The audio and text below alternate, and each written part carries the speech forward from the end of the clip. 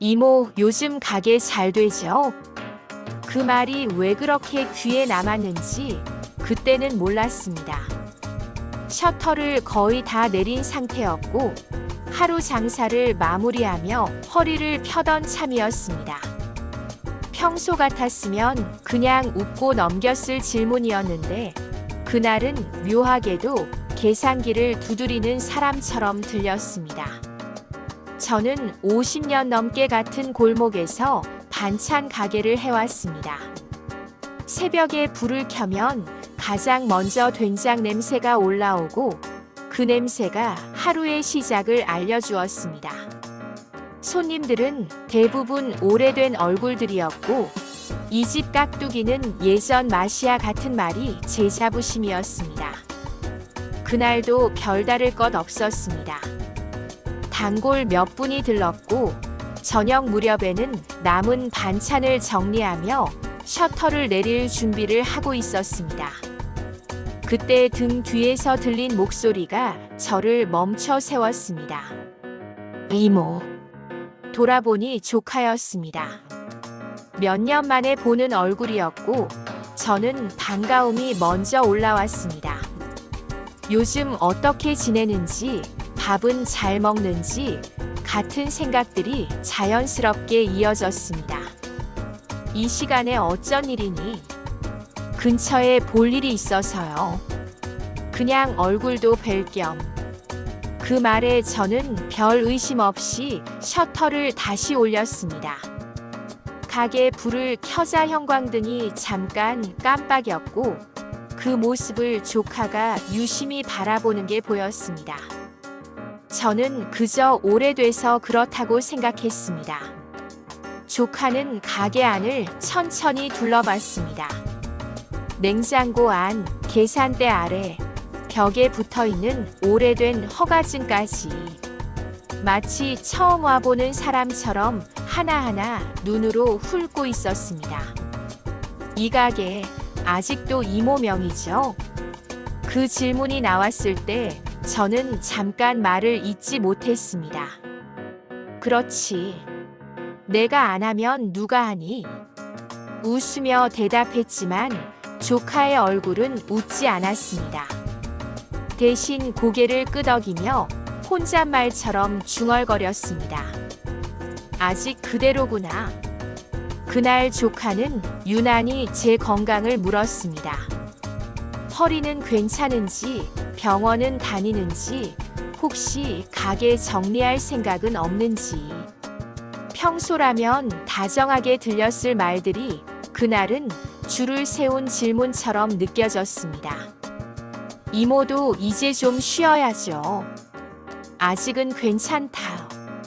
제가 그렇게 말하자 조카는 짧게 웃었습니다. 하지만 그 웃음은 안심이라기보다는 계산이 끝난 사람의 표정에 가까웠습니다. 가게를 나서기 전 조카는 계산대 위에 놓인 서류 봉투를 힐끗 보았습니다. 임대 계약서와 보험 관련 서류가 섞여 있던 봉투였습니다.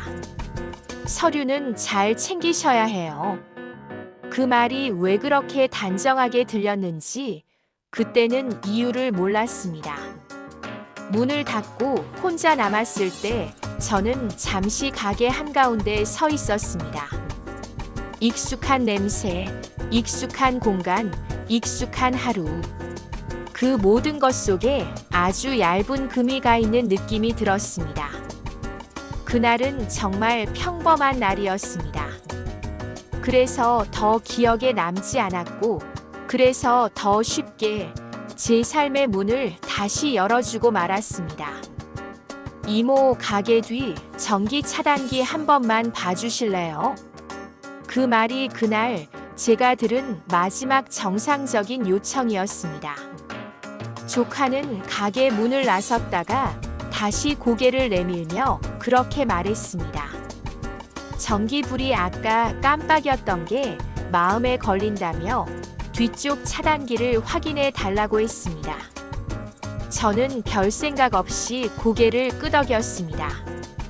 이 골목에서 오래 장사한 사람으로서 전기 문제는 늘 조심해야 할 일이었으니까요.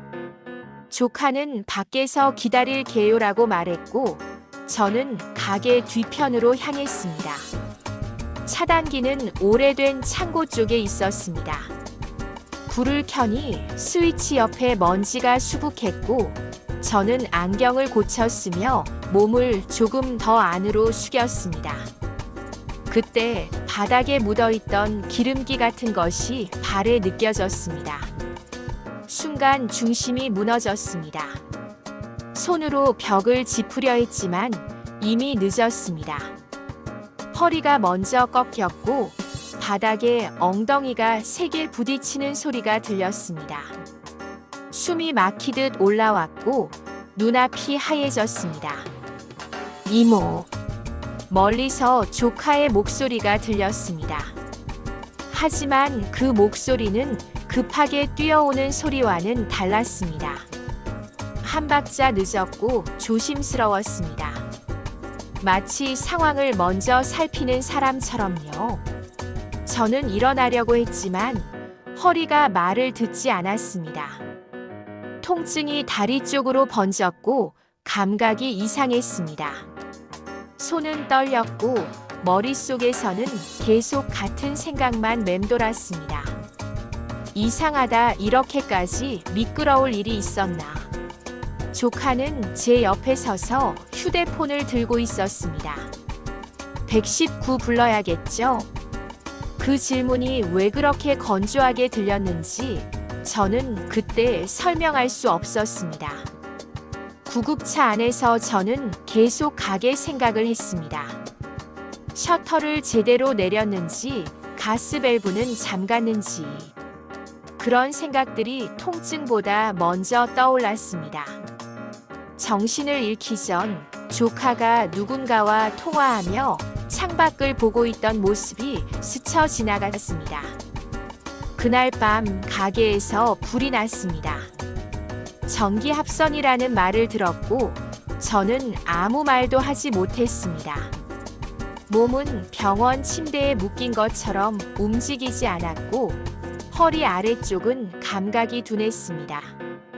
의사는 크게 다친 건 아니라면서도 당분간 안정을 권했습니다. 넘어질 때 충격이 꽤 컸어요. 그 말에 저는 고개를 끄덕였지만 마음 한쪽에서는 계속 의문이 남아 있었습니다. 병실로 조카가 찾아왔을 때 그는 유난히 차분했습니다. 가게는 많이 탔어요. 그 말을 하며 그는 제 얼굴보다 서류 봉투를 먼저 내려다봤습니다. 며칠 뒤 그는 말했습니다. 이모, 이제 가게는 정리하시죠. 제가 처리할게요. 그 말이 너무 자연스럽게 이어져서 마치 이 모든 일이 처음부터 순서대로 준비되어 있던 것처럼 느껴졌습니다. 몸이 다치고 나서야 저는 그날 조카의 질문들이 왜 그렇게 구체적이었는지 떠올리기 시작했습니다. 그리고 그때서야 알았습니다. 제가 넘어진 건 단순한 사고만은 아니었을지도 모른다는 걸요. 이모님, 그날 화재 보험 날짜가 좀 이상합니다. 그 말을 들었을 때 저는 바로 대답하지 못했습니다. 전화기 너머 상인회 직원의 목소리는 조심스러웠고 괜히 제가 먼저 부정하면 안 될 것 같다는 느낌이 들었습니다. 병실 창가에 앉아있던 저는 한참을 말없이 창밖만 바라보다가 그제야 짧게 숨을 내쉬었습니다. 어떻게 이상한가요? 상대는 잠시 말을 고르더니 설명을 이어갔습니다. 보험 변경 시점이 화재 전날이었다는 것, 보장 금액이 갑자기 커졌다는 것, 그리고 변경을 요청한 사람이 제가 아니라는 점. 그 모든 말이 제 귀에 차례로 꽂혔습니다. 전화를 끊고 나서도 한동안 저는 그대로 앉아 있었습니다. 몸은 병실에 있었지만 머릿속은 그날 가게 뒤편으로 다시 돌아가 있었습니다. 바닥에 느껴졌던 미끄러운 감촉, 조카가 바로 달려오지 않았던 몇 초, 휴대폰을 쥔 채 서 있던 모습까지. 그동안 저는 그 장면들을 일부러 생각하지 않으려 했습니다. 사고라고 믿고 싶었고, 가족을 의심하는 사람이 되고 싶지 않았기 때문입니다. 하지만 하나둘 맞춰지는 조각들 앞에서 더는 눈을 돌릴 수 없었습니다. 조카는 그 뒤로도 자주 연락을 했습니다. 이모, 몸은 좀 어때요? 서류 몇 개만 처리하면 편해요. 그 말들은 모두 저를 위하는 것처럼 들렸지만 항상 같은 결론으로 이어졌습니다. 제가 직접 나서지 않아도 된다는 말, 제가 결정하지 않아도 된다는 말. 저는 그때서야 깨달았습니다. 그 친절함이 저를 가만히 눕혀두기 위한 것이었을지도 모른다는 걸요. 저는 병실에서 할 수 있는 일부터 시작했습니다. 기억을 정리했습니다. 날짜, 시간, 조카의 말투, 눈길. 사소하다고 넘겼던 장면들을 하나씩 떠올렸습니다. 그리고 메모장에 적었습니다. 혹시라도 제 기억이 흐려질까 봐서였습니다. 무료 급식소 봉사를 떠올리게 된 것도 그 무렵이었습니다. 퇴원 후 잠시 머물렀던 그곳에서 저는 말없이 일하는 법을 다시 배웠습니다. 접시를 닫고 국을 나르고 사람들의 얼굴을 보며 생각했습니다. 말로 다투는 건 제 방식이 아니라는 걸요. 상인회에서 다시 연락이 왔을 때 저는 이미 마음을 정한 뒤였습니다. 자료 제가 직접 볼 수 있을까요? 제 목소리는 생각보다 차분했습니다. 그날 이후 저는 말보다 행동을 택했습니다. 조용히 확인하고 기록하고 기다렸습니다. 분노는 있었지만 그보다 더 큰 건 확신이 필요하다는 생각이었습니다. 감정만으로는 아무것도 되돌릴 수 없다는 걸 알게 되었으니까요. 밤이 되면 허리가 아파 잠을 설쳤습니다. 그럴 때마다 저는 스스로에게 말했습니다. 지금은 참을 때라고, 아직은 드러낼 때가 아니라고요. 그날 가게 바닥에서 미끄러졌던 제 몸보다 그 이후에 무너졌던 믿음이 제겐 훨씬 더 큰 상처라는 걸 저는 그때 분명히 느끼고 있었습니다. 그 젊은 사람, 어머님 조카 맞죠? 그 질문을 던진 사람은 맞은편 분식집 주인이었습니다. 상인회 사무실에서 자료를 확인하던 날 잠시 자리를 비운 사이 저를 알아보고 말을 건 사람이었습니다.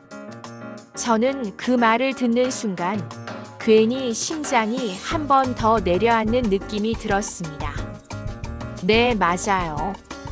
제가 그렇게 대답하자 그 사람은 잠시 망설이다가 의자를 끌어당겨 제 옆에 앉았습니다. 사고 나기 며칠 전인데요. 그 사람이 제 가게에 왔었습니다. 그 말은 조심스러웠지만 분명했습니다. 조카는 제 사고 전날 분식집 주인에게 가게 임대 이야기를 꺼냈다고 했습니다. 그것도 제가 이미 가게를 정리할 생각을 하고 있다는 전제 아래서였습니다. 이모가 오래 하셨잖아요. 이제 힘들어 하신다면서요. 조카는 그렇게 말했다고 합니다. 저는 그 이야기를 들으며 속으로 천천히 고개를 저었습니다. 그런 말을 한 적도 그런 기색을 보인 적도 없었기 때문입니다. 그런데도 조카는 이미 제 결정을 대신 만들어두고 주변 사람들에게 퍼뜨리고 있었습니다. 분식집 주인은 이어서 말했습니다. 임대 계약 얘기까지 꺼내길래 이상했죠. 아직 장사 잘하시는데. 그제야 저는 이해했습니다. 조카가 그날 가게 안을 그렇게 유심히 둘러보던 이유를요.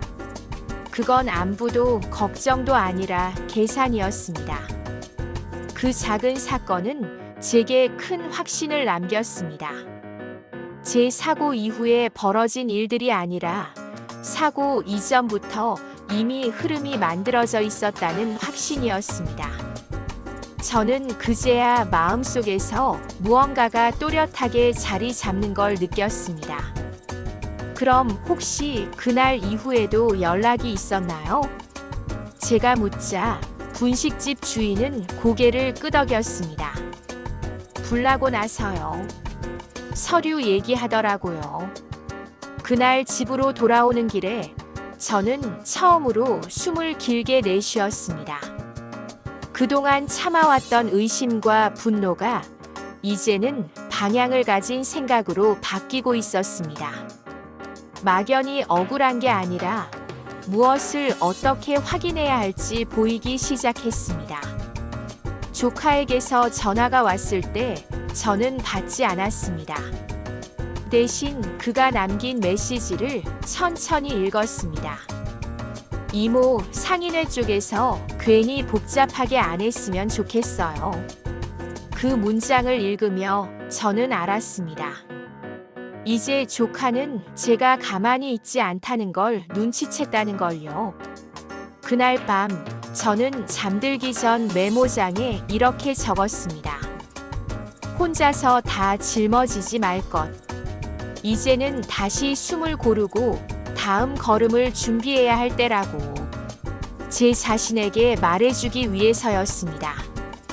이모, 저 정말 갈 데가 없어요. 그 말을 하며 조카는 제 앞에서 고개를 깊이 숙였습니다. 어깨를 잔뜩 웅크린 모습은 마치 세상에 혼자 남은 사람처럼 보이기도 했습니다. 하지만 저는 그날 처음으로 그 자세가 익숙하다는 느낌을 받았습니다. 불쌍한 척하는 법을 그는 너무 잘 알고 있었습니다. 그날은 상인회에서 마지막으로 자료를 정리하던 날이었습니다. 회장님이 제게 조심스럽게 한 봉투를 내밀었습니다. 이모님, 이건 혹시 도움이 될까 해서요. 봉투 안에는 조카의 과거 기록이 있었습니다. 몇 년 전 다른 지역에서 일어난 소액 사기 전과 지인의 명의를 이용해 대출을 받았다가 문제가 됐고 합의로 마무리되었다는 내용이었습니다. 큰 사건은 아니었지만 반복된 방식은 익숙해 보였습니다.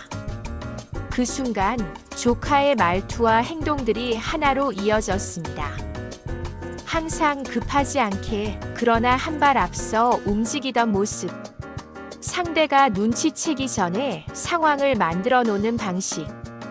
며칠 뒤 저는 더 많은 이야기를 듣게 되었습니다. 분식집 주인의 소개로 만난 옛 지인이 조카를 기억하고 있었습니다. 그 사람 애도 두고 나간 적 있어요. 조카는 아이를 낳고도 키우지 않았고 양육 문제로 여러 번 분쟁이 있었다고 했습니다. 책임을 지겠다고 했다가 상황이 불리해지면 늘 사라졌다는 말도 덧붙였습니다. 저는 그 말을 들으며 아무 표정도 짓지 못했습니다. 놀랍기보다는 퍼즐의 마지막 조각 같았기 때문입니다. 그리고 또 하나. 조카가 만났던 남자 이야기도 들려왔습니다. 유부남이었고 조카는 그 관계를 믿었다고 했습니다. 하지만 결국 그 남자는 가정을 택했고 조카는 그 사실을 숨긴 채 주변에 자신을 피해자인 것처럼 말하고 다녔다고 했습니다. 그 모든 이야기를 들은 뒤 조카는 다시 제 앞에 나타났습니다. 이모만은 저를 이해해 주실 거죠? 그 말에는 늘 그랬듯 도움을 요청하는 얼굴이 붙어 있었습니다. 저는 그날 처음으로 조카를 똑바로 바라보며 말했습니다. 너는 늘 내가 불쌍하다고 말하지만 그 선택들은 전부 내가 한 거야. 조카는 아무 말도 하지 못했습니다. 그 침묵이 그동안 제가 듣지 않으려 했던 진실 같았습니다. 결국 조카는 처벌을 받았습니다. 이번에는 합의로 넘어갈 수 없었습니다.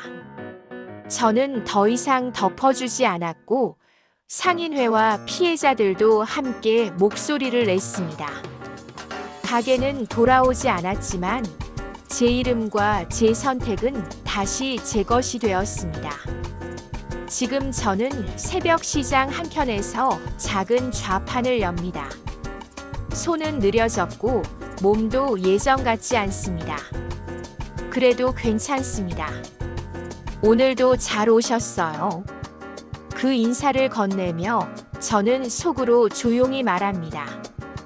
이제는 누군가의 연민이 아니라 제 판단으로 살아가겠다고요. 그것이면 충분하다고요.